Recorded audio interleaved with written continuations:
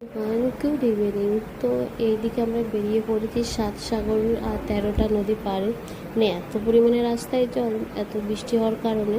তো যাই সব কিছু মানে ফেলে এখন শুকনোর পথে হাঁটছি। এখন যেহেতু ওই 8:30 নাগাদ, তো আর কি চলে এসেছে দোকানে। এসে আর কি নিজের জন্মদিনের কেকটা নিজেকে পছন্দ করে নিতে হচ্ছে।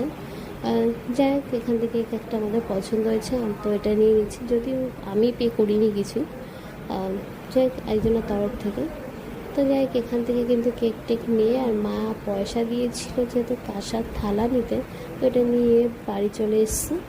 আর এই যে একটা গিফট পেয়ে গেলাম জন্মদিনের আগে। তো দেখি এখানে কি আছে। এখানে একটা কিন্তু একটা ড্রেস আছে সুন্দর।